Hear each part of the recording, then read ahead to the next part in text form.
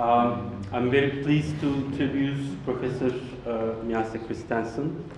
Also, if I'm allowed a personal remark, I'm very happy to have a dear friend with us today.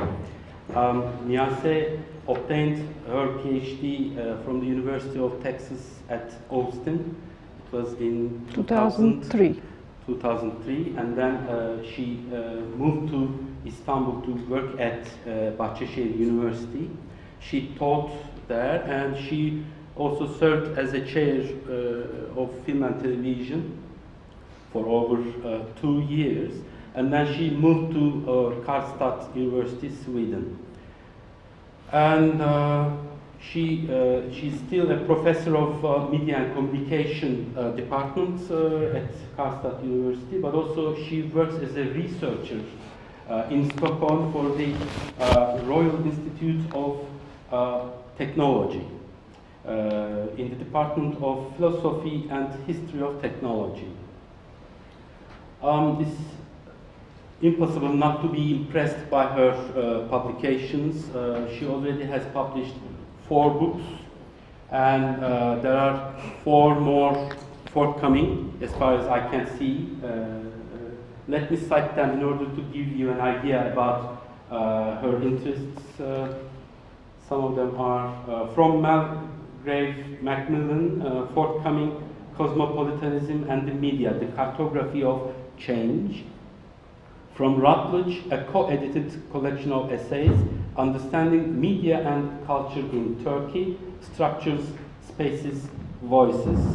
From Peter Lang Publishing, Media, Surveillance and Identity, a Social Perspective. Again from Palgrave Macmillan, another co-edited book, When the Ice Breaks, Media and the Science and Politics of Climate Change. She has dozens of papers published in refereed journals or in edited books, papers given at conferences. And a quick glance reveals some major key words: cosmopolitanism, surveillance, networked communities, European media landscapes, gendered perspectives, diaspora, Turkish diaspora, European Union information society politics, and I think climate change is becoming a major concern for her these days. We are very fortunate that we're going to listen to a brand new talk which has not been published yet. Interveillance, complicit surveillance, and the question of cosmopolitanism towards a phenomenological understanding of mediatization. Miyase Christensen. Thank you. Well, Miyase, thank you very much for this very generous and embarrassing introduction. And I'm very happy to be here. And thank you very much for the opportunity to come here, visit your university, and share some of my research results with you today. So thank you.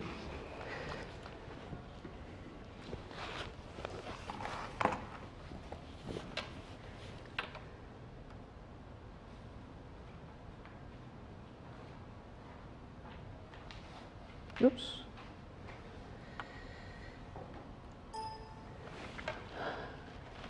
Well, what I will talk about today is based on 2 recent works, 2 recent papers. One is entitled Interveillance, Complicit Surveillance, and the Question of Cosmopolitanism Towards a Phenomenological Understanding of Mediatization. And this is a paper that is accepted to the ICA conference that is going to be held in Phoenix in May this year, and it's also under review at a journal at the moment. But I will also talk about another paper, another article, which was recently published, Online Mediations in Transnational Spaces, Cosmopolitan Reformations of Belonging and Identity in the Turkish Diaspora. And the reason why I wanted to talk about these 2 papers together and some of the conceptual tropes that run through both papers has to do with the fact that both works, and a number of other works that I'm working on at the moment, are the product of, are associated with 3 projects. And one of these projects, which is coming to a completion this year, is entitled Secure Spaces, Media Consumption and Social Surveillance. And this is a project, a 4-year project funded by the Central Bank of Sweden. I guess Sweden is one of those rare countries where the central bank dedicates a generous amount of funding for purely academically oriented research. And what I am and my research partner are looking at in this project is the new emergences or new conceptions, new conceptualizations, new appropriations of surveillance, which is a term we classically, traditionally associate with institutional practice, which is top-down, either conducted by the state or the military or other larger entities. But like everything else in society, surveillance is also one of those things that is socially evolving, being negotiated and renegotiated. And we are seeing new emergences, new understandings of surveillance, new meanings attached to it, and new practices. And the aim of this project was to look at how surveillance operates at the subjective level. Because so far, surveillance has been studied, if you remember studies by Foucault or Anthony Giddens's talk about surveillance as one of the two tenets of modernity with bureaucracy and surveillance. We are seeing a lot of the literature about surveillance has to do with its top-down nature at the macro level, at the rhetorical level. But what we're seeing with increased use of media technologies, media and communication technologies, is that surveillance is being adopted in novel ways at the subjective level as well. As I will talk about later, for example, we're seeing that surveillance, peer-to-peer surveillance, for example, through online social media, is being appropriated as a socialization tool. So in short, we are seeing some new meanings attached to surveillance and new practices of surveillance, and that was the logic behind this project, to look at it at the subjective individual level. And I will say more about it as I go along. And the other two projects, which we could say sister projects or projects associated with this one, which are starting this year, are one is entitled Cosmopolitanism from the Margins, Mediations of Expressivity, Social Space, and Cultural Citizenship. And in this project, I'm looking at three marginalized groups. One is urban explorers and urban explorations movements.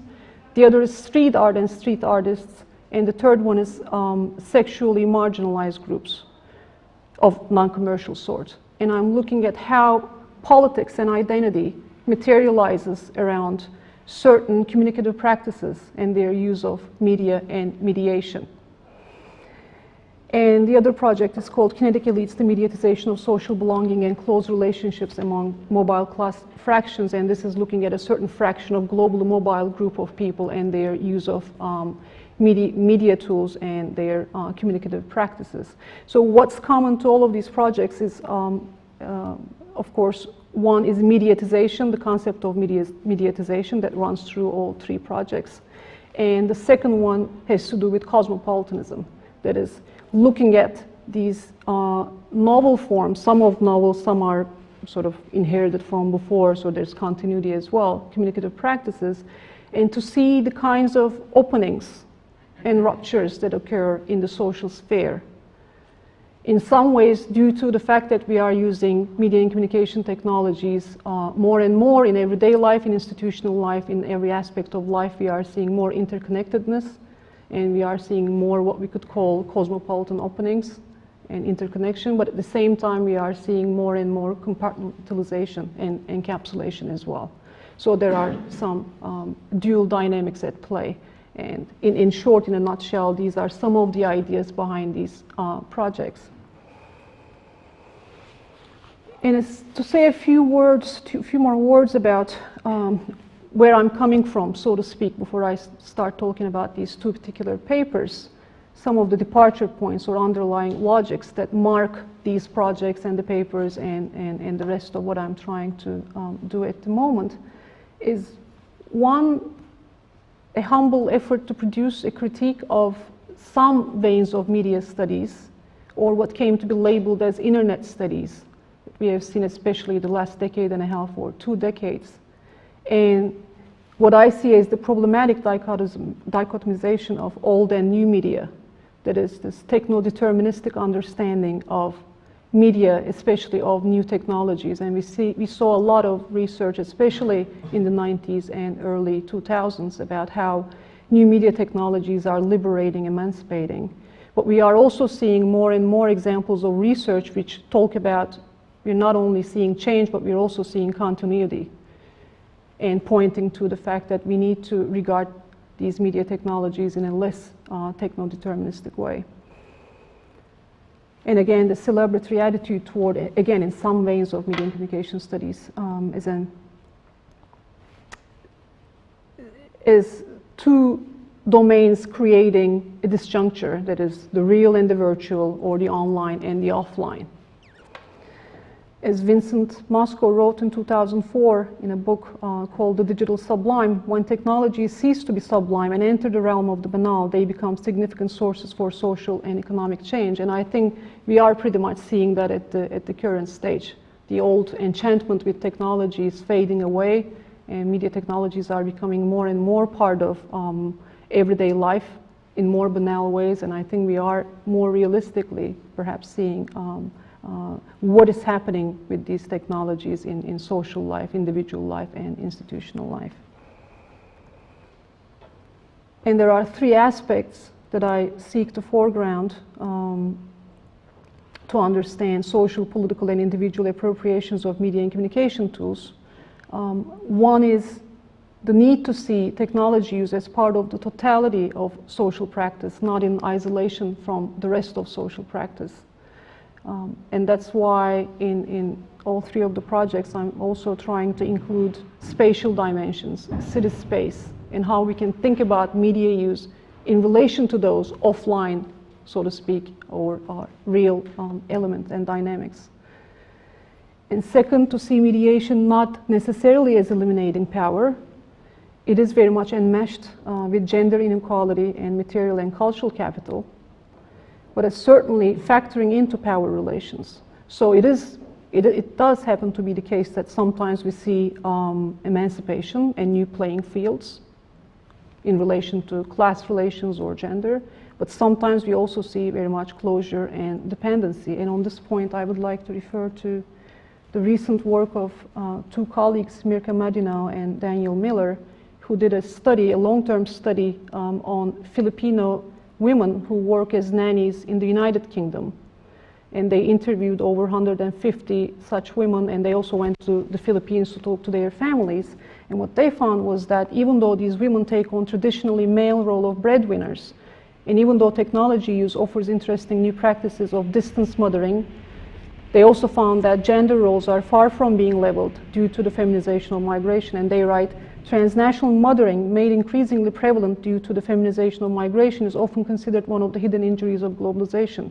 What has changed since the intensification of research on transnational families over the past 15 years is the explosion of opportunities for cheap communication.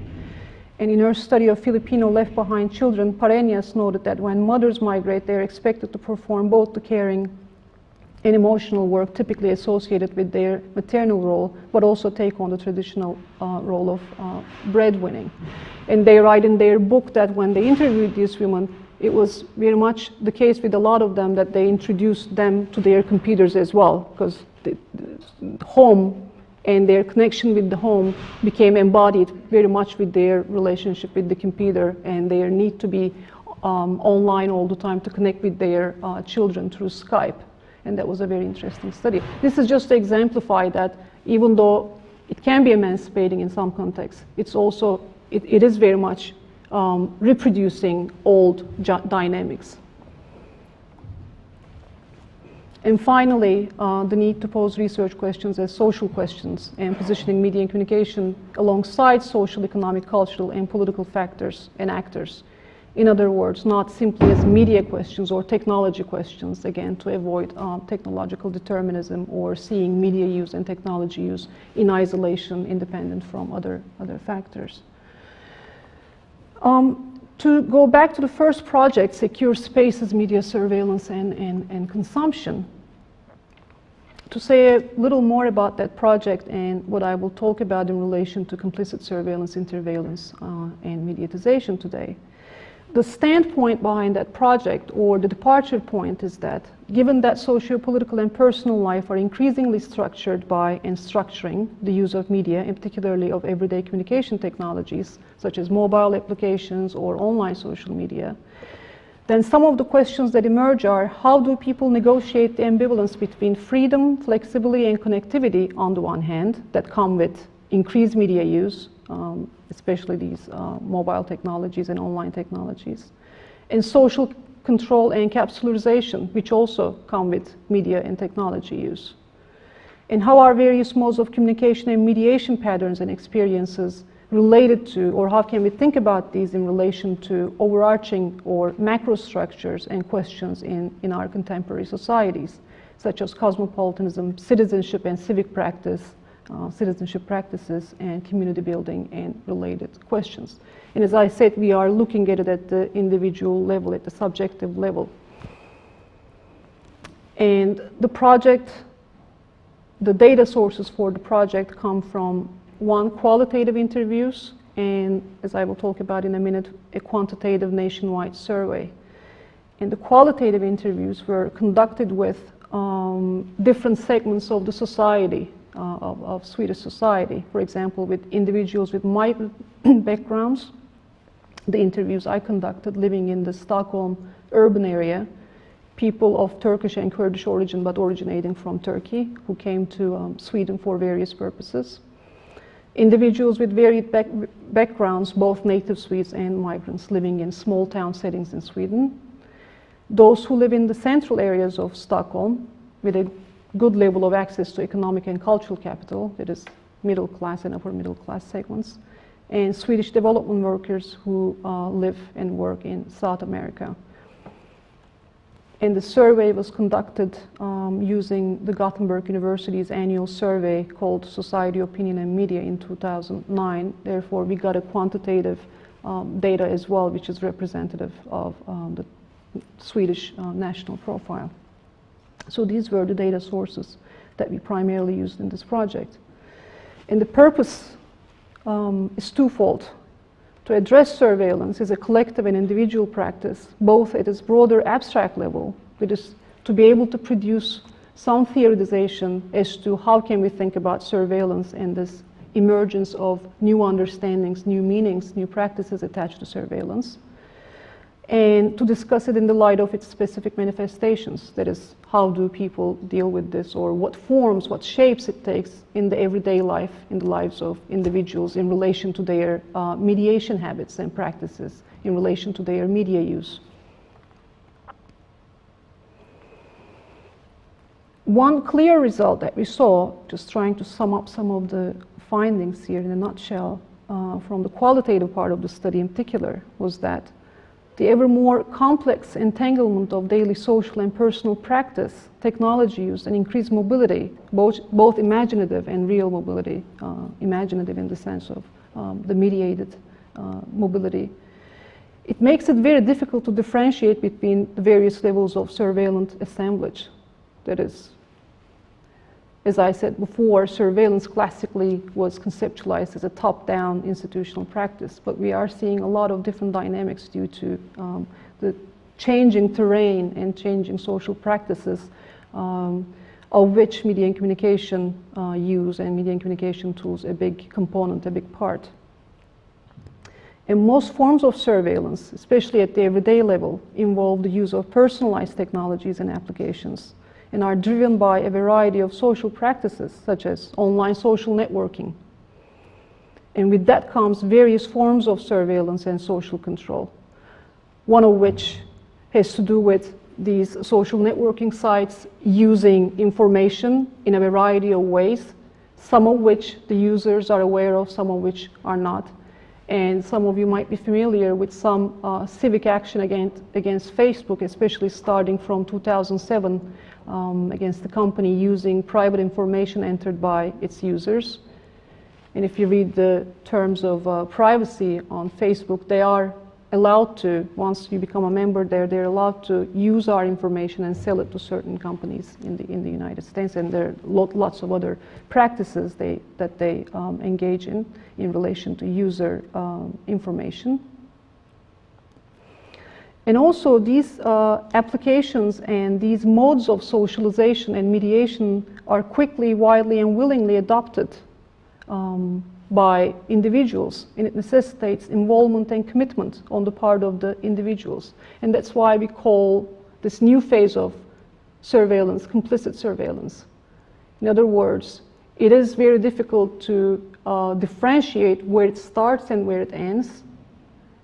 A lot of the times, these practices and applications are very much interconnected, although the lines and the borders and boundaries are not immediately visible. But it also requires partaking on the part of the users and individuals, producing a variety of consequences and results and social contingencies.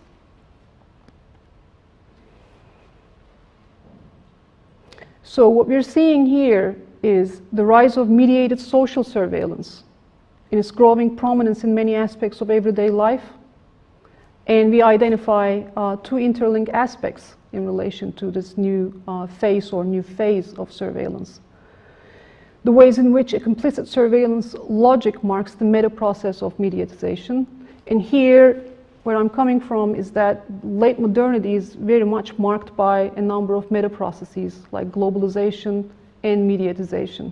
And Frederick Krotz, for example, talks about these processes, these meta processes, and he differentiates between processes and meta processes as open-ended, long-term processes, some of the consequences of which are immediately visible and they are imminent, some of which are open-ended, and it takes a longer time to see what happens with that. So mediatization is one of those meta processes, obviously, that mark late modernity, such as globalization, also individualization.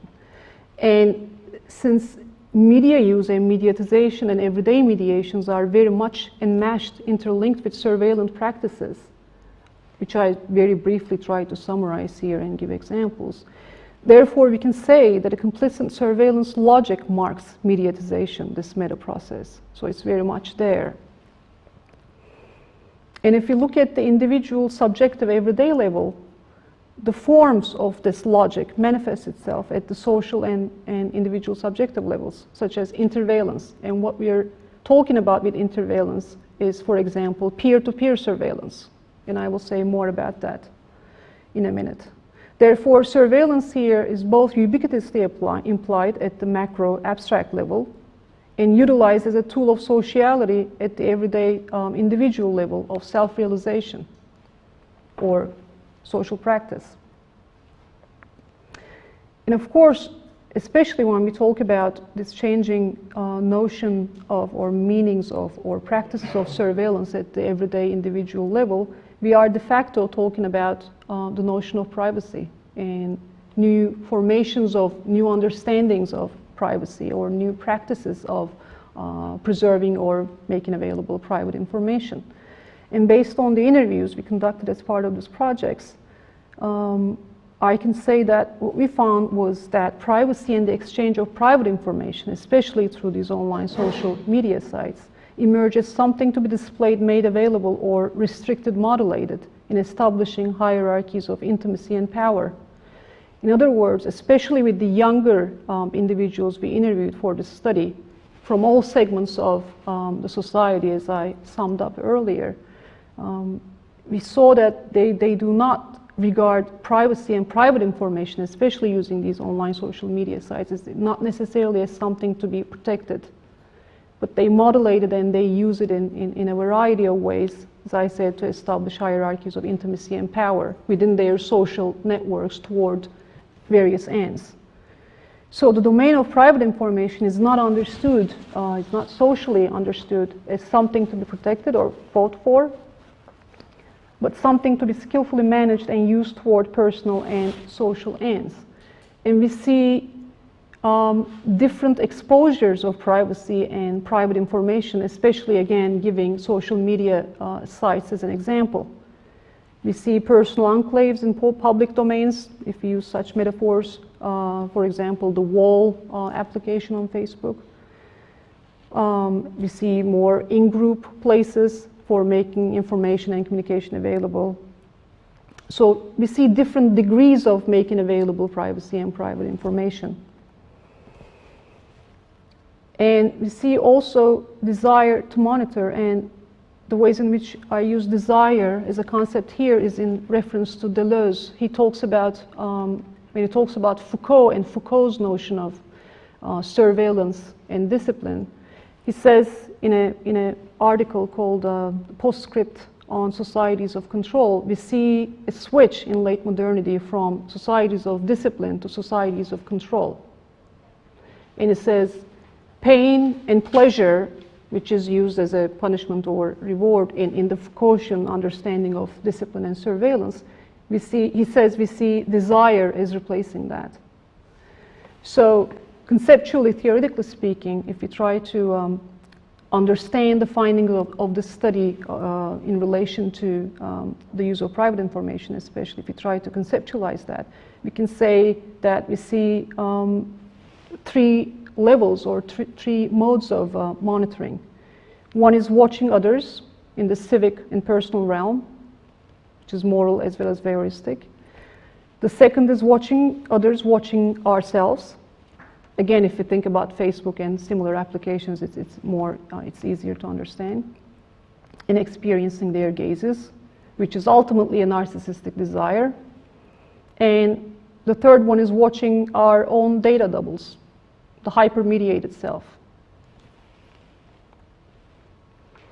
Just to read some quotes from the interviews to sort of give more flesh, to make more concrete what I'm trying to talk about here.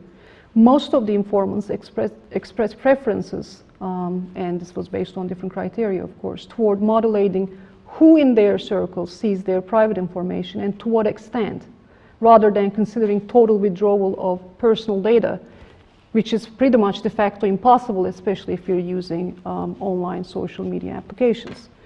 For example, we asked each and every person we interviewed, what does privacy mean to you? And here's one example from a male in his 30s. He said, that I as an individual have control over, well, that I have a sense of control over what people know about me, about my private life. So it's sort of like I have a private sphere and a public sphere, and some facts about me can be accessible publicly. And I guess I usually know what depth of information is available about me in public. And whatever is not available is in my private sphere. And I have to be careful in certain contexts about what people know about me. I'm a member of a Turkish association, for example, and there people can be very curious. They ask questions about you and talk to each other about you. So he was very carefully using his information to present himself or to perform himself in various different social circles. And this is another informant, again, a male in his 30s. How do you feel about privacy and surveillance on social networking sites? I heard a discussion about it a year and a half ago in Sweden. That's when I became aware of it. But I must say that I'm not that knowledgeable about the terms and conditions. I haven't read them properly. Sorry, I must say that if they use it, that is private data, for commercial purposes, then I guess I'm okay with it. And this is something we saw a lot actually with younger, especially younger users. But I mean, if it has my name on it, if they use my name, then it's a different matter. So we're seeing very interesting approaches to or understandings of privacy and private information and what these individuals consider as surveillance and social control.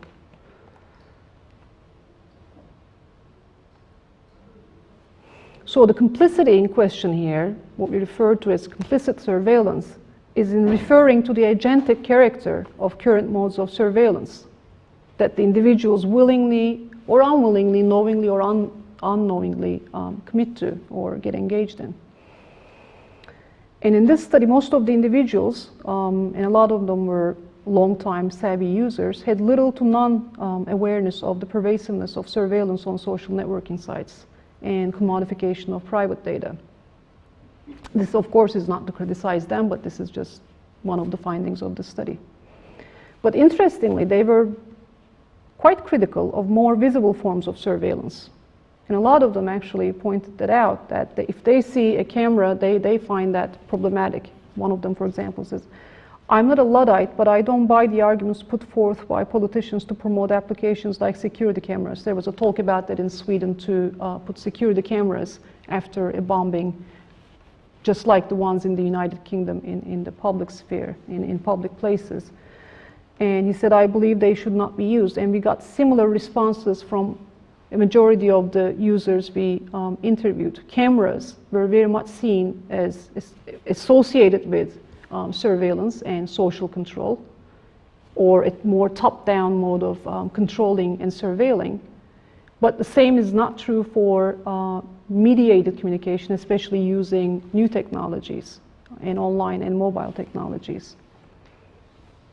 Another one said, I lived in London and there are CCTV cameras everywhere. Actually, the fact that there are cameras everywhere makes you feel that there's a security issue.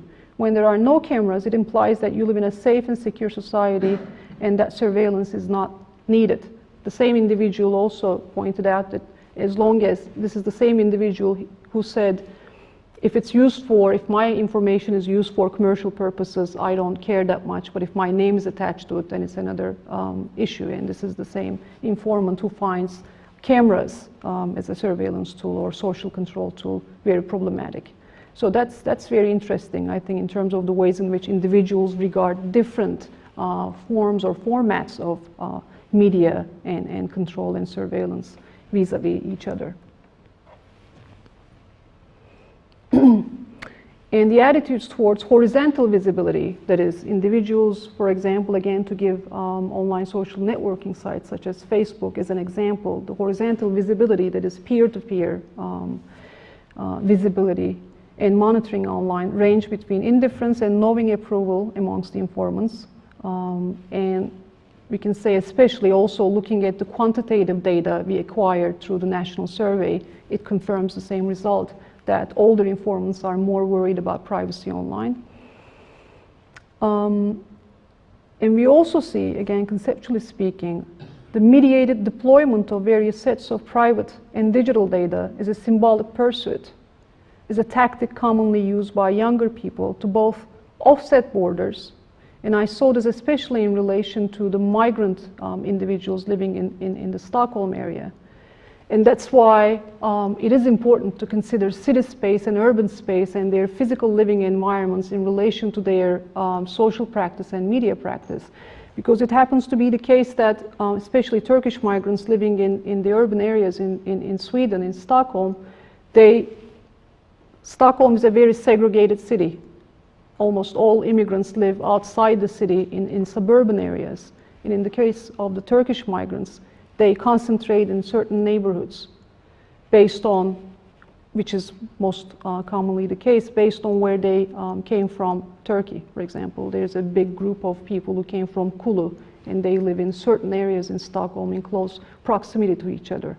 And there are other groups, again, concentrating in certain areas outside the city, living in close proximity.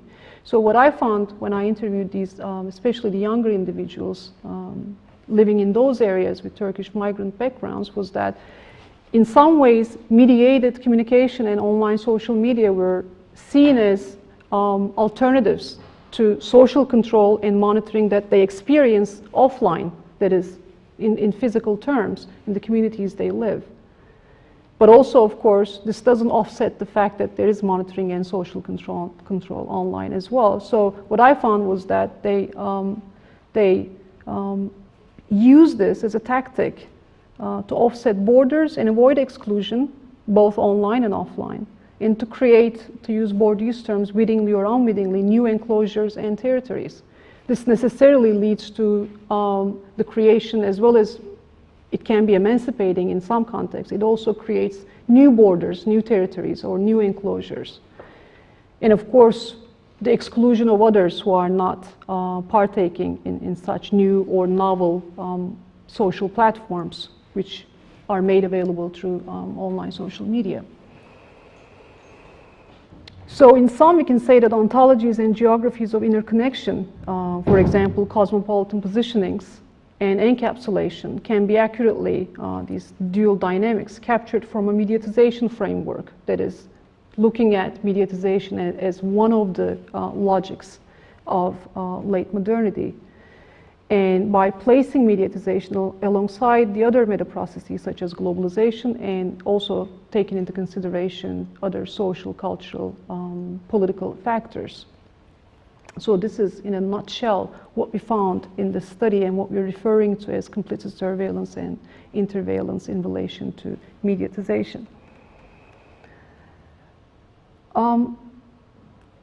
The second paper I talked about, online mediations in transnational spaces, cosmopolitan reformations of belonging and identity in the Turkish diaspora. And this is also associated with the project, the product of the project. And in this one, I was specifically looking at the migrant communities living in Stockholm, again with Turkish Kurdish backgrounds, and within that, especially women and their use of media technologies, and in relation to these openings and closures that are created due to increased pervasiveness of media and communication technologies. And in this one, although I'm not talking about surveillance per se explicitly, it is of course very much one of the tropes that runs through the study in the background. So in this one, I was looking at expressions of identity and belonging at the intersection of online communicative practice and offline spatial formations. As I said, their living conditions in the physical world, in the city, the kinds of dynamics or openings and closures that creates, and on top of that, how they use media and communication technologies and to what ends. And what can we say about belonging and pursuits of identity, considering all these factors, especially in relation to the women, the younger women who are living in these migrant contexts. And one interesting, both a starting point and the result of that study was the persistence and reinvention of meanings of place as a determining factor in identity formation, especially through media use. In what came to be labeled as internet studies, again, especially in the 1990s and early 2000s, we saw a lot of talk about deterritorialization due to globalization and increased use of media and communication technologies. That is, physical territory or space losing its meaning or prominence, and the fact that we are living in a deterritorialized virtual realm. What I found in this study was that place was not disappearing in its importance or significance, but it was being reappropriated or reinvented with new meanings being attached to it. And it was very much still a significant factor in relation to media use, and I will talk more about it as I go along. And the discussion in this paper focuses on online social media in the case of people of Turkish origin living in the Stockholm area. And I'm trying to demonstrate how these media do not necessarily detach identities from place, but rather relocate them in it. So place and space remain important factors. And in doing so, the aim here is to offer a more nuanced deliberation of locality and translocality and fixity and transcultural fluidity in a more realistic, so to speak, term, and based on an empirical study.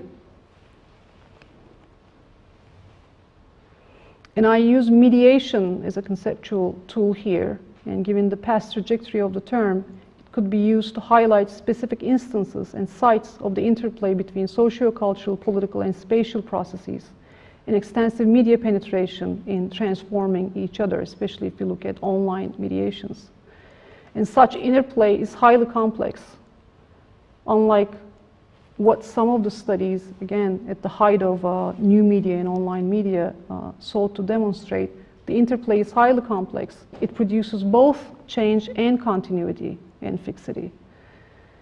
And it does engender moments of unforeseen change and sites of unexpected continuity. And the interviews for this study revealed with consistency certain patterns of mediation.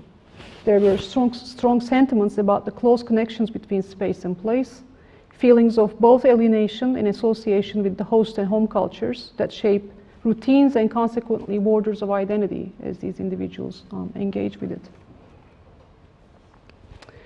And in the study, in the first part, I framed the discussion in terms of transnationalism as a broader, larger framework, and cosmopolitanism as an analytical tool to see how these individuals position themselves in the use of, in relation to the use of media technology in these contexts. And in the second part, I try to empirically locate the intersectionality between online space, offline locality and territoriality, and communicative sociality and gender. And again, this calls into question earlier conceptualizations of online space as placeless space. And as I will give examples, it happened to be the case that place and attachment to place was a very significant factor. A lot of the people, a lot of these women I interviewed had close, very strong sentiments about living in Stockholm. And a lot of the times they expressed that they would not consider living elsewhere in Sweden, but only in Stockholm. So there's a very interesting complex dynamic at play there. Stockholm happens to be a very segregated city, but we also see both feelings of alienation because of that segregation, based on the interviews with these individuals, but we also see efforts to reinvent or produce new meanings of Stockholm based on their own positionings. And in the third part, I offer some reflections on the notions of mobility, agency, and expressivity, especially in relation to the ways in which these notions are embodied in the communication process in the lives of these individuals. And to give some highlights or bullet points based on the findings, we could say that there's a complex variety of elements that underlie everyday migrant existence and mind frame that I found in this study, and it is similar to some other findings that are found in studies on, for example, Turkish migrants in Germany. And within this group, of course, it's impossible to generalize because it's still a limited empirical study. But what I found was that there was a sharp perception of the current global and national conjuncture and of the existence of both diversity and cultural fusion. So there was very much self-reflexivity, an awareness and willingness to accept and negotiate, to use Beck's terms, relativity of one's own social position and culture, an equally sharp awareness of the different positionalities and others within. And it happens to be the case that in this migrant group, Turkish migrant group, there were a lot of tensions between different groups that belong to the same larger Turkish migrant group, depending on where they come from, their politics, etc. There were a lot of divisions as well, and a lot of social tension between different groups. There's also a pragmatist mentality to mobilize group identities for recognition and privilege in the larger Swedish society, of course, that we commonly see with migrant communities. A critical self-aware attitude toward cultural favoritism of the West, that is favoring some others such as Christians or Eastern European migrants over Muslim others. And this was noted by quite a few of the informants, especially the females ones, which were the subjects in this study. And even though they may or may not be positioned based on their religious identity, oftentimes they express that they were sort of put into that category or perceived as such because of where they come from. And they oftentimes offered very self-reflexive comments as to how they see themselves as positioned by the larger Swedish society vis-a-vis other migrant groups also living there. Now, I saw a constant contestation between simultaneously universalistic and particularistic values. That is regard for human rights and need to preserve language and culture, and also exclusive groupism, such as persistence of traditions, arranged marriages, the attitude that favors the community over the individual. So they exist and live with such complex and intertwined dynamics. So as revealed through the interviews, if we try to sort of put the findings in more general terms with this group of migrants living in the Stockholm area, on the one hand, we see a general encompassing element of commonality, of identity and identification with a shared historicity, language and everyday culture within this group. But on the other hand, we also see a great deal of diversity and pronounced elements of generational, gender and class differences and antagonisms arising from both territorial and class origins of certain subgroups. And as it was pointed out by some other researchers, such as Weston and Anderson, a lot of the time studies on Turkish groups or Kurdish groups living in Sweden do so based on notions or positionings related with religion, although quite a few of these individuals happen to be secular. So in some ways, both in terms of the ways in which they are portrayed or represented in the media, in mainstream everyday media, and also to a certain extent in academic research, oftentimes the commonalities are pronounced, but the differences within the same group are sort of undermined or not highlighted as much. But there is commonality as much as diversity within this group. And there are differences between the ways in which they engage with mediation and media use in relation to political positioning and identity pursuits. A number of the participants that I interviewed indicated that they feel in certain social instances, especially a strong alienation from the society as a result of popular perceptions about their origin, appearance, and cultural backgrounds. And a number of the female participants said that they felt native Swedes displayed prejudice or in some cases mere naivete against females of certain ethnic origin. One university student remarked, "I can see it in their native eyes that when they look at me, they think, oh, another one of those svartskalle." And svartskalle is a very derogatory Swedish term, literally meaning black skull, which is used to denote their dark hair color.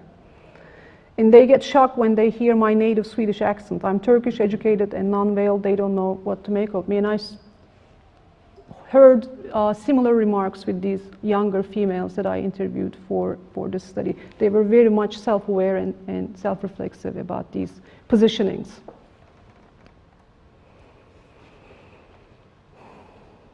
So their physical location in the city and the degree to which they interact with the larger society very much play into their mediation habits and the virtual channels they prioritize for everyday socialization. And that's why we try to underlie the importance of looking at these factors before we try to understand how they engage with media use and mediation in relation to politics and identity and civic presence and civic participation, because the ways in which they are positioned physically in the urban space, in the social space, in the social arena is very much a factor, and that creates a lot of differences between different groups and different individuals.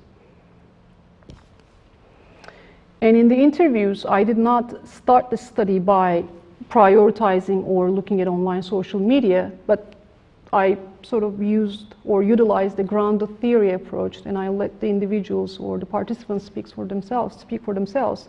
And a lot of the times in these interviews, online social media were consistently pointed to by the informants as platforms where communication assumes a more expressive form.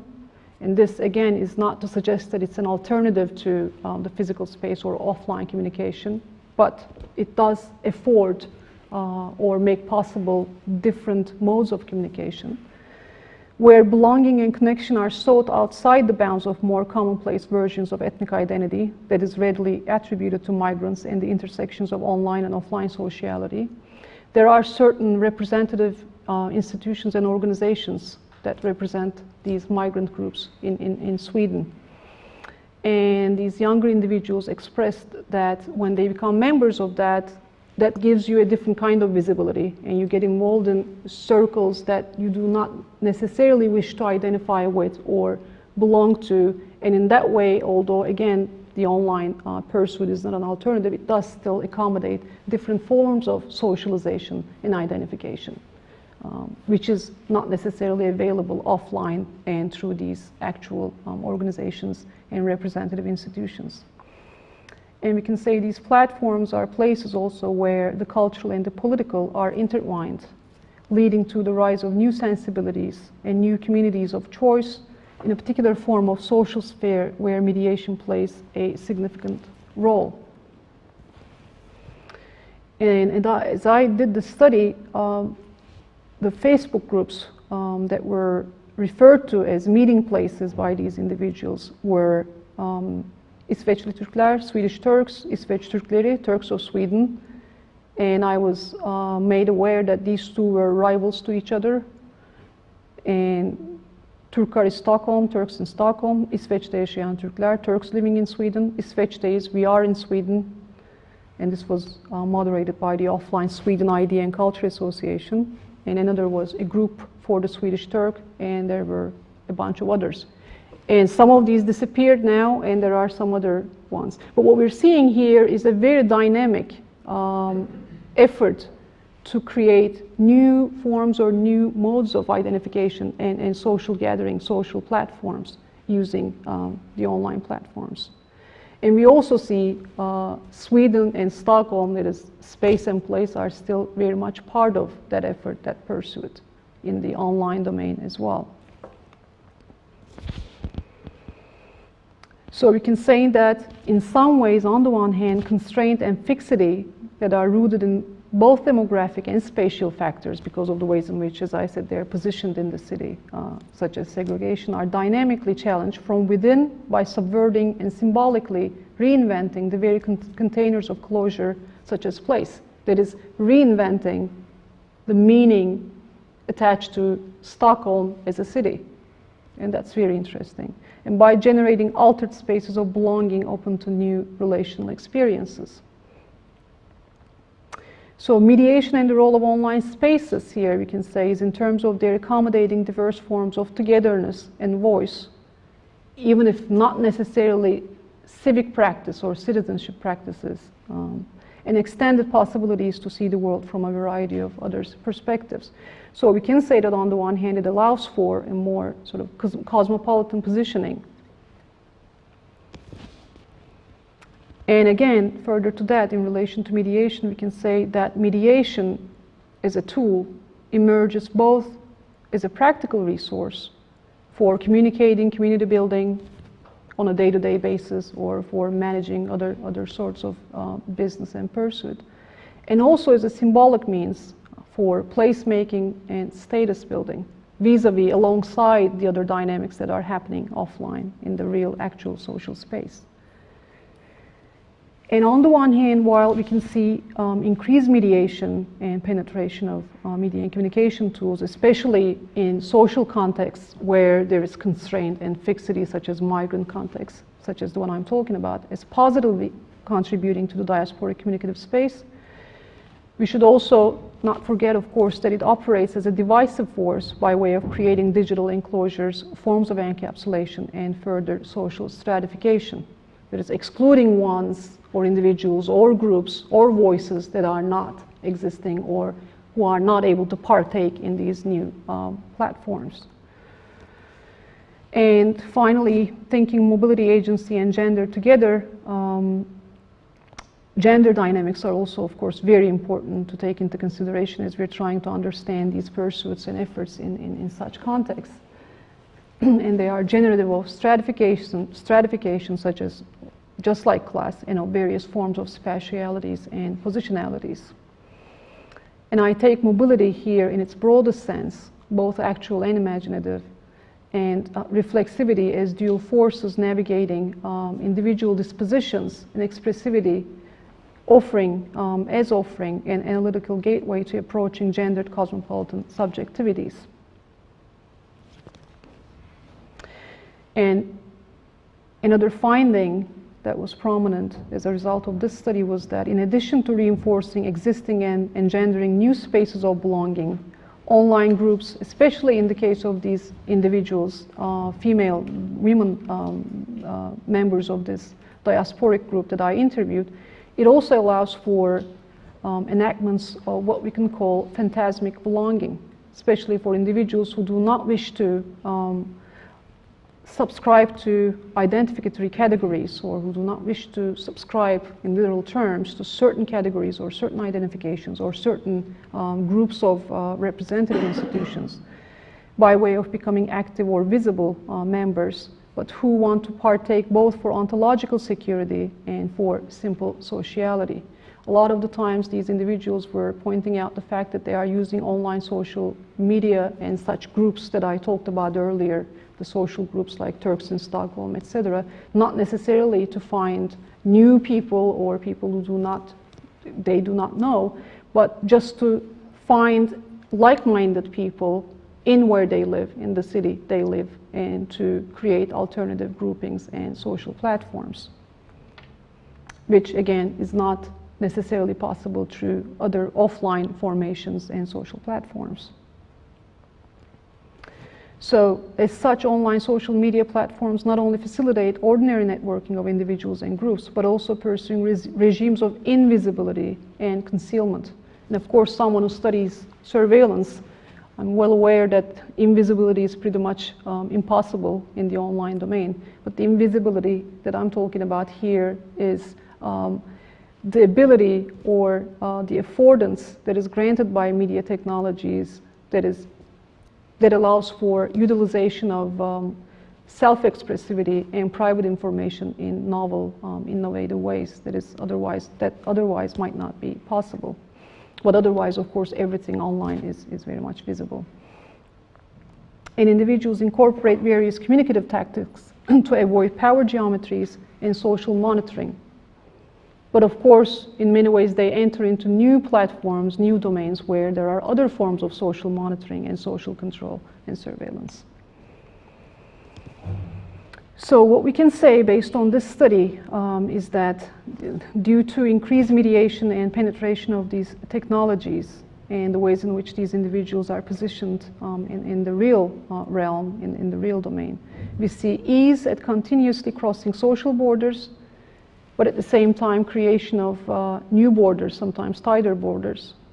We see a disposition toward appropriating simultaneously local particularistic and savvy universalistic sensibilities. So we can very much say that cosmopolitan positionings and closure are very much dual dynamics operating at the same time, allowing for walking into or venturing into new terrains, making connections, more interconnections, but at the same time limiting in different ways. And we see vis-a-vis these dynamics an accompanying tactic to carve out social and personal space at the juncture of online physical space and mediated communication. And these intersectional communicative spaces engender specific experiences of belonging and rejection of it, in some cases, empathy and distrust, and to use Roger Silverstone's words, which does without the consolation of idealized images of community and communication.